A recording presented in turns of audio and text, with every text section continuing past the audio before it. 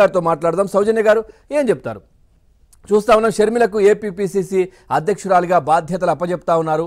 So ఎలా ఉండబోతోంది అంటే అంటే చాలా కామెంట్స్ అయితే చేస్తా ఉన్నాయి. ఇప్పుడు మీ పార్టీ కావచ్చు, లేదంటే టీడీపీ పార్టీ కావచ్చు, ఈ కావాలని మా ఇంట్లో గొడవలు సృష్టిస్తున్నారు అని జగన్మోహన్ రెడ్డి చెప్తున్న పరిస్థితులు కనిపిస్తా ఉన్నాయి. ఇవన్నీ ఈ పరిణామాలంతా అదే అన్నట్టుగా కూడా వాళ్ళు మాట్లాడుతున్నారు. ఆ పార్టీకి సంబంధించిన వాళ్ళు ఏం చెప్తారు?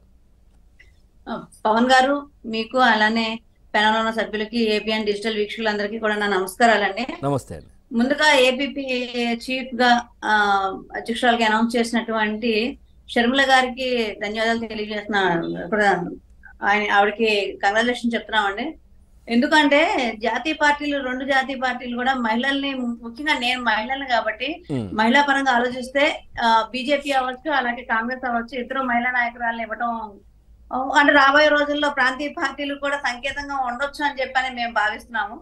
అలాగే ఏదైతే రాజకీయ పరిణామాలు ఉన్నాయో, మరి షర్మిల గారు ఒకప్పుడు ఆవిడ అన్నగారు జైల్లో ఉన్నప్పుడు ఆవిడ పార్టీ బాధ్యతలు తీసుకొని కాంగ్రెస్ పార్టీ బాధ్యతలు తీసుకొని చాలా చాలా కష్టంతో కూడిన కార్యక్రమం, అంటే 3000 కిలోమీటర్ ఆవిడ కూడా పాదయాత్ర చేసిన పరిస్థితి ఉంది.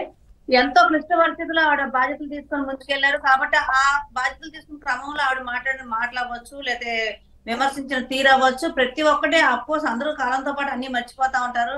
ఎవరు శాశ్వత శత్రులు, శాశ్వత మిత్రులు రాజకీయాల్లో ఉండరు అన్నట్టుగా షర్మిల గారు మాట్లాడిన తీరు ప్రతి ఒక్కటి మనం చూసుకుంటే, అంటే అప్పటికప్పుడే ముందు ఒక మాట, పార్టీ తరఫున వైఎస్ఆర్సీపీ తరఫున ప్రచారం చేసినప్పుడు ఒక మాట, వెంటనే మళ్ళీ కాంగ్రెస్ లో జాయిన్ అయినప్పుడు ఇలాంటి మాటలు మాట్లాడటం, మరి ఏదైనా రాజకీయ కుటుంబం కాబట్టి వాళ్ళు పూర్తి స్థాయిగా ఎలాగైనా మాట్లాడగలరు, వాళ్ళు ఏదైనా చెప్పగలరు, ఎలాగైనా కన్విన్స్ చేద్దాం అని చెప్పి ట్రై చేయగలరు.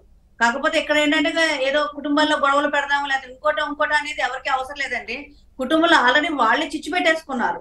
వైఎస్ఆర్సీపీ ప్రభుత్వం, జగన్మోహన్ రెడ్డి గారే తన చెల్లిని, తన తల్లిని పూర్తి స్థాయిగా నిర్లక్ష్యం చేసి వాళ్ళ ఆ ఊర్లో కనీసం రాష్ట్రంలో కూడా ఉండలేని పరిస్థితి తీసుకొచ్చింది ఆయన. సో మళ్ళా ఆయన ఏమంటారు, సభలు పెట్టి ఏదో ఎదుటి వాళ్ళు ఏదో చేశారు, కుటుంబంలో చిచ్చులు పెడుతున్నారు అనేది ఒక అమాయక మాటలు మాట్లాడుతున్నారు. వాళ్ళు చేసుకున్న దానికి వారే బాధ్యత తప్ప ఎప్పుడు ఎట్టి వాళ్ళు బాధ్యులు ఎవరు.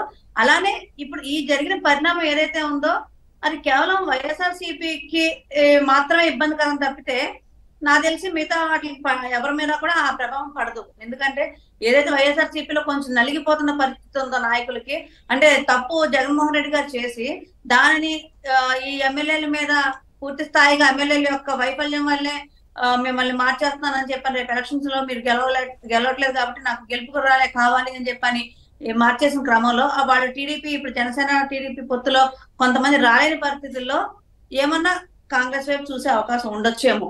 అంటే పూర్తి స్థాయిగా ఈ షర్మిల గారి యొక్క నియామకం అనేది వైఎస్ఆర్సీపీకి పూర్తి స్థాయిగా ఇబ్బంది కలిగే పరిస్థితి, నష్టం చేకూర్చే పరిస్థితి.